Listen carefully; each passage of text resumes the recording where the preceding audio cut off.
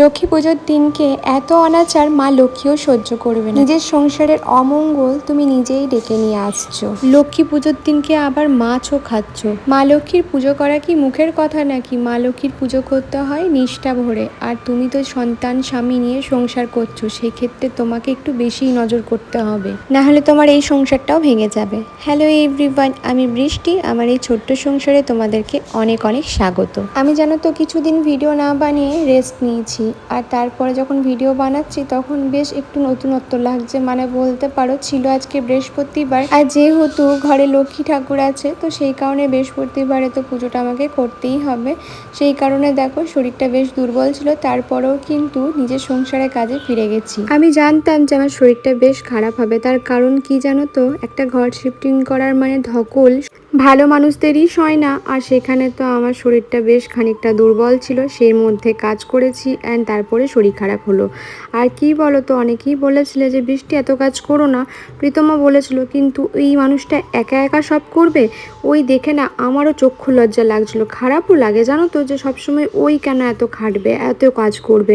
সেই হিসাবে আমি ওকে হেল্প করতে গেছিলাম, অ্যান্ড হেল্প করার পর দেখো এখন আমরা দুজনেই বিপদে পড়েছি। এই জিনিসটাই কিছু মানুষ বুঝতে চায় না। কিছু কিছু মানুষ ভাবে শরীর খারাপের দোহাই দিয়ে আমি হয়তো কাজ করতে চাই না সংসারে। আচ্ছা বলো তো, এই সংসারটা আমি টানবো না তো কে টানবে বলো? তোমরা ওই 20 মিনিটের 15 মিনিটের ভিডিও দেখে একটা মানুষকে জাজ করে দাও। এই যে এই কমফোর্টটা কিনেছিলাম গায়ে দেওয়ার জন্য, এসির জন্যই কিনেছিলাম, এটা এত আরাম পাচ্ছি মানে বলতে পারবে না গায়ে দিয়ে। আমি তো ভেবেছিলাম কম দামি জিনিস 300 টাকায় এটা আর কত ভালো হবে, তারপর দেখলাম না ভালো, জিনিসটা বেশ ভালোই এসছে। ভেবেছি আরও দুটো কিনে রাখবো, তবে সময় বিশেষে। এই মুহূর্তে দাঁড়িয়ে এখন এত টাকা খরচা করার মতো সত্যি পরিস্থিতি নেই। তার কারণ তোমরা জানো সামনে আমরা এসি কিনলাম, তারপরে আমাদেরকে হঠাৎ করে যেটা বাজ পড়েছে মাথার উপর সেটা হচ্ছে ঘর শিফটিংয়ের। এই ঘর শিফটিং করতে গেলে যে কত টাকা খরচা হয়ে যায় তোমরা জানো। তাও তো টাকা বাঁচানোর জন্য কত কাজ আমরা নিজেরাই করে নিই। এই যেমন গাছ কাটা, হ্যান ত্যান, ঘর পরিষ্কার করা, সব কিছুই। অনেকে বলে লোক রেখে করাবে, কিন্তু বিশ্বাস করো লোক রেখে করালে হয়তো টাকাটা প্রচুর পড়ে যায়। হ্যাঁ মানছি এত শরীরে ধকল হয় না, কিন্তু কি বলো তো, মনে হয় যে না যদি একটু টাকা জমিয়ে সংসারটাকে একটু গুছিয়ে নিতে পারি বা মাথার উপর একটা ছাদ তৈরি করতে পারি তাহলে খুব ভালো হয়। শরীরটা না একদম চলছিল না, না তেমন কিছু না, আসলে একটু মাথাটা ঘোরাচ্ছে আর একটুখানি গাটা টলছে। আর কি বলো তো, শরীরটা বেশ দুর্বল লাগছে, মনে হচ্ছে প্রেশারটা খুব বাজেভাবে লো হয়েছে। না যদিও বা আমি প্রেশারটা দুবার চেক করেছি, কখনো মানে দেখাচ্ছে ঠিক আছে, আবার কখনো দেখাচ্ছে খুবই লো রয়েছে। যাই হোক, আমি এখানে ঝাড়টা দিয়ে ঘরগুলোকে পরিষ্কার করছি, যেহেতু লক্ষ্মীবার ছিল। প্রীতম ঝাড় দিয়েছিল, তারপরেও কেন জানি না মানে ঘরগুলোতে একটু বালি লাগছিলো। এইদিকে প্রীতম আমাকে ডাকছিল, বলছিলো যে এটা খেয়ে নে তারপরে যাবি। আমি বুঝতে পারিনি ও কী খাবার কথা বলছে। আসলে আমি না কিছুদিন যাবৎ একটু ওআরএসটা বেশি করে খাচ্ছি। ও দেখলাম একটা ডাব এনে দিল, তো সেই ডাবটা আবার খাচ্ছিলাম। মানে শরীরটা বেশ খানিকটা দুর্বল লাগছে। ও বলে দেখ ডাবটা খা, ওআরএসটা খা, দেখবি তোর শরীরটা খুব ভালো হয়ে যাবে। অর্ক যখন পেটে ছিল তখন না আমি প্রতিদিন ডাব খেতাম, আমার বাবা প্রতিদিন ডাব এনে খাইয়েছে, বিশ্বাস করবে না। আর জানো তো সবাই বলতো যে আমি এত ডাবের জল খেয়েছি বলে অর্ক হয়তো এত ফর্সা হয়েছে। ব্যাপারটা কে জানে, আমি জানি না কতটা সত্যি কি মিথ্যা, কারণ আমার গায়ের রং ফর্সা, তো আমি জানি না কি কারণ এটা হতে পারে। তো এখানে প্রীতমের ভাতটা বেড়ে দিচ্ছি। আজকে আমি কিছু রান্না করতে পারিনি সেভাবে জানো, শুধু ওকে ভাত আলু সেদ্ধটা করে দিতে পেরেছি সকাল সকাল। আর ও মুড়ি খাবে বললো, তাই ঝাঁট দিচ্ছিলাম। দেখলে ঝাঁট দেওয়ার পর হাতটা ধুয়ে ওকে মুড়িটা বেড়ে দিলাম। ও চপ নিয়ে এসছে, ওই দিয়ে মুড়ি মেখে খেয়ে নেবে। দেখতে পাচ্ছ আমার শরীরটা জাস্ট ভালো নেই। তোমরা আমার বেশিরভাগ ভিডিওতেই দেখো আমি বাঁ হাতে সব কিছু কাজ করছি, কিন্তু তোমাদেরকে একটা কথা বলি না গো, আমি ডান হাতেই সব কিছু করি, কিন্তু আমি ভিডিওটাকে ফ্লিপ করে দিই। তার কারণ তোমরা যদি আমার অরিজিনালটা দেখো না, এখন দেখলে বুঝতে পারবে আমার রাইট সাইডটা একটু বেঁকে গেছে, মানে ব্যাকা টাইপের হয়ে গেছে, ফেস থেকে শুরু করে সবই। তো ওটা না খুব ক্যামেরার সামনে চোখে লাগে, দেখতে খুবই বাজে লাগে, খুব বাজেভাবে বোঝা যায়। তো ওই জন্য আমি ফ্লিপ করে দিই, তাতে কি সমান লাগে ফেসটা, ওই জন্য। তো আর কিছু না, কিন্তু আমি সব কিছু কাজই কিন্তু ডান হাতেই করি। যেমন ঠাকুর পুজো করা, খাওয়া, অনেকেই ভাবে হয়তো আমি হয়তো বাঁ হাতে সব কিছু করি, কিন্তু না, আমি সব কিছুই ডান হাতে করি। তো এই যে ঝাড় দিয়ে দিচ্ছি, এবার প্রীতম মুড়িটা মেখে খেয়ে নেবে। আমি তো সেই ডাবের জল খেয়েছি, তেমন সকাল থেকে কিছু খাওয়া হয়নি, ওআরএস খেয়েছি। আর ডাবের জল যেহেতু বৃহস্পতিবারে পুজো করবো সেই কারণে আমি না কিছু খাই না। এই দুবারই তো হলো, তো দুবারই আমি কিছু খাবো না, সেইভাবেই ভেবে রেখেছি যে না খেয়ে একটা দিন ঠাকুরকে ফুল জলটা দেবো। কিন্তু ওই যে প্রীতম ভীষণ চিৎকার করছিলো, বলছে যে না এইভাবে হয় না, তোর শরীরটা দুর্বল আছে, এই অবস্থায় খালি পেটে থাকা উচিত না, খালি পেটে অনেকক্ষণ থেকে যাচ্ছিস। তো সেই কারণে দেখো ও মুড়িটা মেখেছিল, ও বললো যে একটু খেয়ে নে। আর এটা কিন্তু নিরামিষ চপ। কেন বলছি বলো তো, এটা আমাদের মিষ্টির দোকানে, যেখানে একটা মিষ্টির দোকান আছে ওখান থেকে প্রীতম নিয়ে আসে। ওদের শুধু ওখানে মিষ্টি আর চপটাই হয়, আর নিরামিষ, সবটাই নিরামিষ। তো সেই কারণে চপটা নিয়ে এসেছিলো। তো এই যে মুড়িটা খাচ্ছি, ওই দু মুখের মতো খেয়ে আর ভালো লাগছিল না। আজকে শরীরটা এত খারাপ, মানে দুর্বল দুর্বল লাগছে যে রয়ে বসে কাজ করছি। বলবো দেখাবো?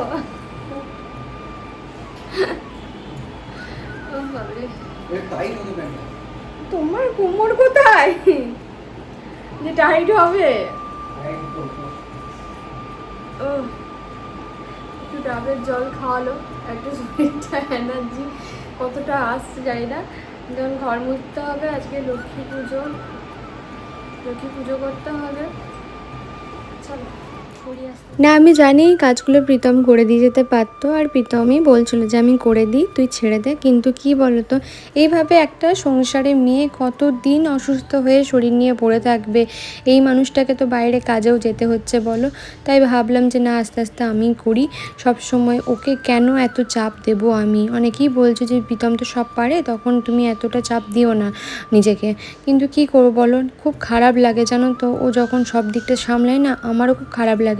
ও এমন একটা টাইম আমার বের করে দিয়েছে, আমি যখন অসুস্থ একদম বিছানায় পড়ে গেছিলাম, তখন তোমরা তো কেউ জানোও না, আমি এমন একটা জায়গায় দাঁড়িয়ে গিয়েছিলাম সেই মুহূর্তে যে আমার মানে জামা কাপড়টাও চেঞ্জ করে দিত। মানে আমি নিজে বাথরুমও যেতে পারতাম না, মানে হয়তো কোনো সময় বলতেও লজ্জা লাগে, বাথরুমটা আমি বিছানাতেই করে ফেলতাম বা নিজের জামা কাপড়েও করে ফেলতাম। সেই অবস্থায় ও আমাকে সেই সময় মানে আমাকে এমন যত্ন করেছিল, আমার বাবা মা নিজের চোখে জিনিসটা দেখেছিল।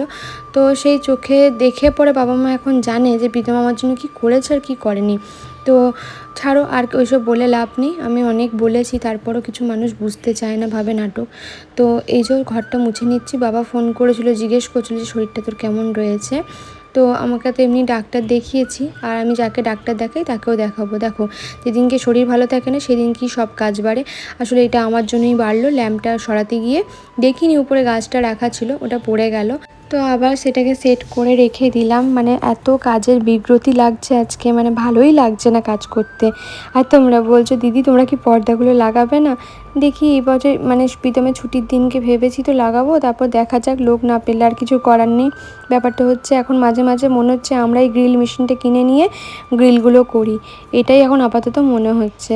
আর তোমরা বললো দিদি তোমাদের ঘরগুলো অন্ধকার থাকে কেন? কারণ আমরা লাইটগুলো অফ করে রাখি, সবসময় লাইট জ্বেলে রাখলে ইলেকট্রিক বিলটাও তো সেই মাসের শেষে আমাদেরকে মানে এত বাজেভাবে পোয়াতে হয়, সেই কারণে। তো তারপর দেখো আমি স্নান টান করে চলে এসেছি। এবার কটা ফুল ছিল সামনাসামনি, সেই কটা ফুল আমি তুলে নিচ্ছি, হাতেই যাচ্ছিলো না, সেই অনেক উঁচুতে মগ ডালের ওপর ফুলগুলো ছিল। তো এখানে দেখো সব বাসি ফুলগুলো পরিষ্কার করে নিচ্ছি। তোমরা আমাকে জিজ্ঞেস করেছো তুমি সন্ধ্যের দিক থেকে বাসি ফুলগুলো তুলে নাও না কেন? আমি সন্ধ্যের সময় কোনো ঠাকুরের গায়ে হাত দিই না, তো সেই কারণে আমি কোনো রকম সন্ধ্যের সময় এগুলো চেঞ্জ করি না। তো এই যে এবার ঠাকুর মা লক্ষ্মীকে এবার জামা কাপড়টা চেঞ্জ করে, আমাকে অনেকেই বলেছিল বৃষ্টি স্নান করিয়ে দেবে, তো আমি স্নান করিয়ে দিচ্ছি। এবার আসি, আমাকে অনেকেই বলেছো যে কেন তুমি ঠাকুর পেতেছো, যখন লক্ষ্মী ঠাকুর পাতলে ঘট পাততেই হয়, এটা একটা নিয়ম। তো তাই সেই বিষয়ে তোমাদের সাথে আমি কথা বলবো। তার আগে দেখায় আমি অনলাইন থেকে ঠাকুরের জন্য কিছু জিনিস নিয়েছি, সেইগুলোই তোমাদেরকে বার করছি। তার মধ্যে আজকে এই শাড়িটা পরাবো, অনেকগুলো শাড়ি নিয়েছি মা লক্ষ্মীর জন্য। আর শাড়িগুলো এত সুন্দর এসছে অনলাইন থেকে, আমি একদম ভাবিনি এত সুন্দর আসবে। তো তোমরা যদি কেউ নিতে চাও তাহলে ডেসক্রিপশন বক্সে লিঙ্কটা দেওয়া থাকবে, তোমরা নিতে পারো ওখান থেকে। আমি অনেক জুয়েলারিও নিয়েছি। তো আগে যখন এসেছিলো মা লক্ষ্মী তখন তো হুট করে এসছে, তাই আমি তেমন কিছু কিনতে পারিনি। তো আমি সব তারপরে আস্তে আস্তে কিনে নিয়েছি। তো এই যে দেখো এই এক সপ্তাহের মধ্যে সব কিনেছি। এখানে আস্তে আস্তে শাড়িটা পরা ছিল, এই লাল সাদা শাড়িটা এত সুন্দর লাগছিল। আর এটা না পুরো সেই বলতে পারো সেই ঢাকায় জামদানি, মানে আমরা যে শাড়িগুলো পরি না সেই কাপড়ের বানানো একদম। দেখলাম এত সুন্দর কোয়ালিটিটা শাড়ির, ভীষণ সুন্দর কোয়ালিটিটা। এই যে তারপরে দেখো এই গোগরানো চুলটাও নিয়েছিলাম মা লক্ষ্মীর, একটু বড় দেখে। ওই চুলটা না খুব একটা মাথার মধ্যে বসছিল না, যেটা দিয়ে পাঠিয়েছিল। আর এই যে তারপরে দেখো এখানে গলার চোকার ছিল, সেট কিনেছিলাম, এটা কম্বো। তো সবগুলোই একটু একটু করে আমি পরিয়ে নিচ্ছি। এগুলো এত কম দামে আমি পেয়েছি, মনে হচ্ছিলো যেন অরিজিনাল সোনা পরাচ্ছি যেন মাকে, এরকম মনে হচ্ছিলো। কিছু কিছু মানুষ আমার এইরকম জিনিসগুলো দেখে ভাবছে ঠাকুর নিয়ে আমি আদিক্ষেতা করছি, ঠাকুর নিয়ে আমি ছেলে খেলা করছি, লক্ষ্মীর ঘট না পেতে কখনো লক্ষ্মী পুজো করা যায় না। তাহলে তাদেরকে আমি একটা কথা বলি, লক্ষ্মীর ঘট না পেতেও কিন্তু লক্ষ্মী পুজো করা যায়। তোমরা হয়তো জানো না, বা তোমাদের আশেপাশে কুলপুরোহিত বা যাই থাকুক তাদেরকে জিজ্ঞেস করে নিতে পারো একটুখানি। আমি কিন্তু অনেকজনকে জিজ্ঞেস করলাম, তারাও কিন্তু আমাকে একই কথা বললো যে মা তুমি ধূপ দীপ ফুল প্রসাদ দিয়েও কিন্তু মা লক্ষ্মীর পুজো করতে পারো।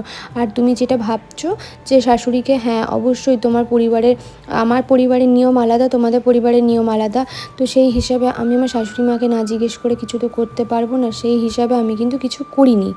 আর আজকে দেখো ঠাকুরের জন্য একটু তালশাঁস দিয়েছি, মানে আজকে প্রথম তালশাঁস। একটা না দিদি বা বোন যেই হোক আমাকে বলেছিল যে বৃষ্টি যেই ফল প্রথম নিয়ে আসবে সেই ফল প্রথমে ঠাকুরকে দেবে, তারপরে তোমরা খেও।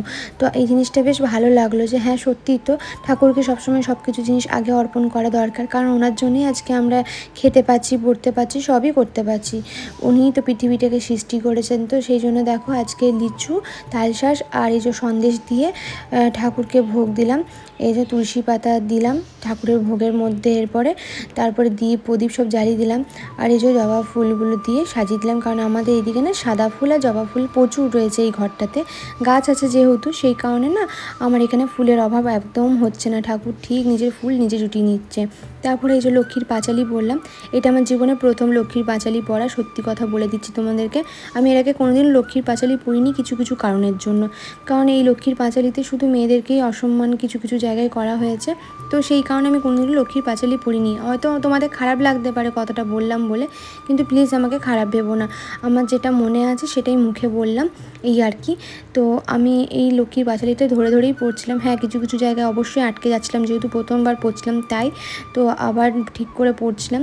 তো এখানে পড়ছিলাম, পড়তে পড়তে অনেকটা দেরিও হয়ে গেছিলো, কারণ অনেকটা পেজ ছিল পড়ার মতো, সেই কারণে পড়েই যাচ্ছিলাম। তো এখানে লক্ষ্মীর পাঁচালিটা পড়ছিলাম। অনেকে বলেছে যে তুমি ঘট পাচ্ছ না, তোমার সংসারে অমঙ্গল হবে। না, আমি ঠাকুরকে মন থেকে যা করার করছি, প্রসাদ ফুল ধূপ সব কিছুই করছি, এখনও পর্যন্ত অমঙ্গল তো হয়নি। আশা করছি ভগবানও এটা বুঝবে যে আমি মন থেকে তাকে স্মরণ করছি, কোনো রকম দেখনদারি করে স্মরণ করছি না। তো এখানে যাই হোক আমি পাঁচালিটা একটা করে পেজ পড়ে নিচ্ছিলাম, অনেকটা সময় ধরেই পড়তে হয়েছিল। তারপরে এই যে শঙ্খ বাজিয়ে, অনেকে বলেছে লক্ষ্মী পুজোর দিনকে শঙ্খ বাজাতে নেই, কিন্তু আমি তো ছোটোর থেকেই দেখে আসছি মাকে শঙ্খ বাজাতে। তো এই যে শঙ্খটাকে বাজিয়ে আমি পুজো শেষ করলাম। আমি শুনেছি কাঁসর ঘণ্টা বাজাতে নেই লক্ষ্মী পুজোতে, তাই তো জানি আমি। তো এই যে অর্ক স্কুল থেকে চলে এসছে, তারপরে ওকে একটুখানি ডাবের জলটা দিয়ে দিলাম। ও ডাব খেতে খুবই ভালোবাসে, সেই কারণে ছিল না দিয়ে প্রীতম বললো যে একটু ডাব এনে দিই, ডাবটা খা। দুটো এনে দিয়েছিল, বলেছিল একটা তুই এখন খা, পরে পুজো টুজো করে একটা উঠে খাবি। এই যে আমার অর্ক খেতে খুব ভালোবাসে ডাব, দিয়ে দেখলাম যে আমি তো একটা খেয়েছি, ওকে একটা দিই। মিষ্টি না জলটা? ঠাকুরকে পুজো দেওয়ার পর প্রায় 40 মিনিট পর না আমি না ঠাকুরের কাছ থেকে প্রসাদটা মানে তুলি, কারণ সব এই দিকগুলো বন্ধ করে দিই। তারপরে অর্ককে একটু প্রসাদ দিলাম। এরপর যাব রান্না করতে। মা ফোন করেছিল, মায়ের সাথে একটু কথা বললাম। এখানে আজকে ঝিঙে আলু দিয়ে একদম মাছের ঝোলটা করব পাতলা করে, কারণ আমার শরীরটা একদম ভালো নেই। এক তরকারি ভাতই করছি এখন আপাতত। এই যে মাছটা এত ভালো ছিল, সত্যি বলছি, মানে আমি অনেক দিন পর একটা ভালো মাছ পেলাম জানো। এত বড় সাইজের মাছটা ছিল, আমি তো ভেবেছিলাম মাছটা হয়তো ভালোই হবে না, কিন্তু মাছের ঝোলটা এত ভালো হয়েছিল কিছু বলার নেই। তো এই যে মাছগুলোকে ভেজে নিচ্ছি, আর মাছটা কি জোরে ফুটেছে জানো, আমার হাতের মধ্যে গিয়ে লেগেছে, আমি মাছটা ছেড়ে ফেলে দিয়ে পালিয়েছিলাম। তো যাই হোক এখানে মাছটাকে একদম আমি হালকা করে ভেজে নিয়েছি, খুব ভাজিনি। এক সাইডটা দেখো এইভাবে হালকা হালকা করে ভেজে মাছটাকে আমি তুলে রাখবো। এই ঝোলে তেমন কিছু মশলা লাগে না। ঝিঙে আলুটা কেটে রেখেছি, এর মধ্যে দিলাম, তেলটার মধ্যে দিলাম 5 ফোড়ন, আর আলুটা দিয়ে দিলাম। আলুটা দিয়ে একটু নাড়াচাড়া করে নেব, মানে আলুটাকে হালকা করে ভেজে নেব। আমি ভেন্ডি দিয়ে মাছের ঝোল করি, ঝিঙে দিয়ে মাছের ঝোল করি। এগুলো দেখে মানুষ বলে এগুলো খায় কী করে মানুষ, অখাদ্য কুখাদ্য। না গো, এই ঝোলের অনেক উপকারী। এই গরমে তো আমার এইরকম হালকা পাতলা ঝোল খুব ভাল লাগে। এই আলু ঝিঙে দিয়ে এত ভালো লাগে না, পুরো অমৃত লাগে। গরম গরম খাবে এই ঝোল, খুব ভাল লাগবে ভাতের সাথে। তো এখানে ঝিঙেটা আলুটা দিয়ে পাঁচফোড়নটা দিয়ে ভালো করে এখানে আমি একটুখানি ভেজে নিলাম, খুব একটা কষাতে হবে না। আর এই যে দেখো, এর মধ্যে মশলা বাটাই ছিল। এখানে ছিল একটু আদা ছিল, একটুখানি ছিল তোমার জিরে, একটু ধনে, আর একটা কাঁচা পাকা লঙ্কা। এই যে হলুদ দিয়ে দিলাম, হলুদটা দিতে ভুলে গেছিলাম, সেই কারণে হলুদ আর একটু নুন দিয়ে দিলাম। এই যে মশলাটাকে হালকা করে ভেজে নেবো, খুব একটা ভাজাভুজি কষাকষি করার দরকার নেই। আমি প্রথম থেকেই ভেবে রেখেছিলাম। আর ভাতটা হয়েছিল, তাই ভেবেছিলাম যে একদম হালকা করে ঝোল করব, যা হোক দিয়ে, কাঁচকলা পেঁপে দিয়ে হোক বা যা হোক দিয়ে। তো এই যে মাছের ঝোলটা ফুটে এসছে, এবার মাছটা দিয়ে ফুটিয়ে নিলাম, ব্যাস হয়ে গেল মাছের ঝোল। দাঁড়িয়ে অর্ক এখন ঘুমাচ্ছে, আমি ভিডিও এডিট করছিলাম। ভিডিও এডিট করতে করতে ভাবলাম তোমাদের সাথে একটা কথা শেয়ার করি। যারা আমাকে লক্ষ্মী পুজো নিয়ে বলছো যে লক্ষ্মী পুজো এইভাবে করতে নেই, ওইভাবে করতে নেই, তাদেরকে আমি একটা কথা বলতে চাই যে দেখো, লক্ষ্মী পুজোর ব্যাপারে কেন, কোনো পুজোর ব্যাপারেই আমার সাধারণ জ্ঞানটুকু নেই। আমি পুজো মানে যেটা বুঝি সেটা হচ্ছে মন দিয়ে ভক্তি আর ধূপ ধুনো প্রসাদ ফুল, এগুলোই বুঝি। এর থেকে বেশি কিছু আমি সত্যি বুঝি না। আর জানি না কোনোদিনও ভবিষ্যতে বুঝবো কিনা, যখন বুঝবো তখন বুঝবো। এখন আপাতত কিছু বুঝি না। কিন্তু আমাদের বাড়িতে অনেক বয়োজ্যেষ্ঠরা আছে যারা আমাকে ঘট পাততে বারণ করছে, লক্ষ্মী ঘট। আমাকে অনেকেই বলেছে লক্ষ্মী ঘটটা পাততেই হয় নাকি, কিন্তু আমাকে বাড়ি থেকে সবাই ওই কমেন্টগুলো দেখেই বলেছে যে কোনো দরকার নেই লক্ষ্মীর ঘট। কেননা প্রথম কথা হচ্ছে, লক্ষ্মীর ঘট পাতা যায় না এভাবে, অনেক নিয়মকানুন আছে। আর দুই হচ্ছে যে আমি আমার শাশুড়ির পারমিশন ছাড়া লক্ষ্মীর ঘট পাততে পারবো না, সত্যি কথা বলতে। তো সেই কারণে আমি এই মুহূর্তে দাঁড়িয়ে লক্ষ্মীর ঘরটা পাততে পারবো না। এবার আমাকে বাড়ি থেকে সবাই বারণ করছে, বড়রা যারা আছে, এমনকি আমার বৌমনিও। ও তো এত ঠাকুর ব্যাপারে বেশি কিছু জানে না, তবে ও বললো যে দিদি ভাই, যেটা তুমিই পারবে, তোমার যেটা মনে হচ্ছে যে না তুমি সেটা টেনে নিয়ে যেতে পারবে, ততটুকুই তুমি করো। কারণ ও জানে যে আমার শরীরটা সবসময় ভালো থাকে না। আর সবাই আমাকে ওটাই বলছে যে কোনো দরকার, এই যেমন আজকেই দেখো না, আজকেই কত কষ্ট করে ঠাকুর মাকে পুজো দিলাম, শরীরটা চলছিলই না একদম, তারপরেও মাকে পুজো দিলাম। তো আমাকে ওই জন্য সবাই বলছে যে পেতো না, তুমি মন দিয়ে পুজো করো। অনেকে আবার এটাও কমেন্ট করেছে যে নানা কী বেশ, নানা মুনি নানা মত কী একটা লিখেছে, একদমই ঠিক। আবার অনেকে লিখেছে যে বৃষ্টি, এই নিয়মকানুনগুলো তো ভগবান বানিয়ে দিয়ে যায়নি, মানুষদেরই বানানো, তুমি কিন্তু এত পাত্তা দিও না, তুমি তোমার শরীর বুঝে তুমি সবটা করবে। তো আমি আমরা নর্মালি মা লক্ষ্মীকে বৃহস্পতিবার করে পুজো করছি। আর অনেকে বলেছে যেগুলো করার পারবো সেগুলো করছি, যেমন স্নান করিয়ে দিলাম মাকে, তারপরে কাপড়টা চেঞ্জ করে দিলাম, লক্ষ্মীর পাঁচালি পরলাম আজ প্রথমবার। বাট পরার পর আমার যেটা মনে হলো, লক্ষ্মীর পাঁচালিতে, আমি জানি না এটা ভগবানের তৈরি কি মানুষের তৈরি, একটা জিনিস বুঝলাম লক্ষ্মীর পাঁচালি পরে, যে ওখানে না মেয়েদেরকে শুধু না নিচে এত নিচু করা হয়েছে মেয়েদেরকে। তো যাই হোক, পড়লাম, এই প্রথম জীবনে আমি লক্ষ্মীর পাঁচালি পড়লাম। আমি লক্ষ্মীর পাঁচালি পড়ি না। আর কোথাও একজন জায়গায় শুনেছিলাম যে লক্ষ্মীর পাঁচালিতে এমন এমন কিছু কথা লেখা আছে যেগুলো মেয়েদেরকে খুব ছোট করে, মানে নারী সমাজকে খুবই নিচেতে নামিয়ে দেয়। তো আজকে পড়ার পর বুঝলাম সেটা। তো তারপরেও পড়লাম।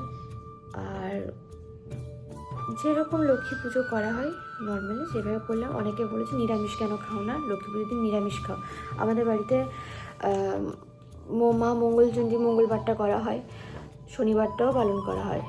বৃহস্পতিবার দিন সদবা যারা থাকে, মানে যাদের ইহস্ত্রী যেটাকে বলে, তাদেরকে নিরামিষ মানে আঁশ ছুঁয়ে খাবার খেতে হয়, নিরামিষ খাই না। এটা আমাদের কোথাও নেই, তাই আমি খাই না নিরামিষ, মাছ দিয়েই খাই।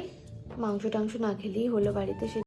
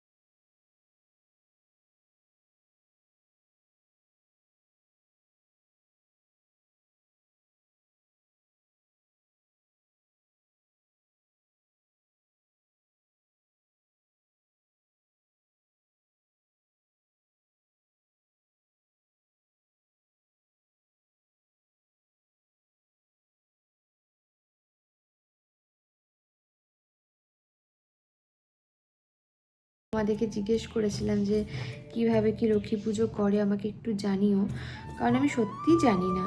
তার মধ্যে আমার যেটা মনে হলো, বেশিরভাগ মানুষই বলেছে বৃষ্টি তুমি মন দিয়ে ফুল ফল দিও, ঠাকুরকে পুজো করো, এটাই বেশি ভালো হবে। খুব কম সংখ্যক মানুষ দেখলাম ঘট পাতার কথাটা বলেছে। তবে আমি ঘরটা পাততে পারবো না এই একটা পার্সোনাল রিজনের জন্য, যে আমার শাশুড়ি মা যতদিন না বলছেন ততদিন আমি এটা পাততে পারবো না, এই একটা কারণ।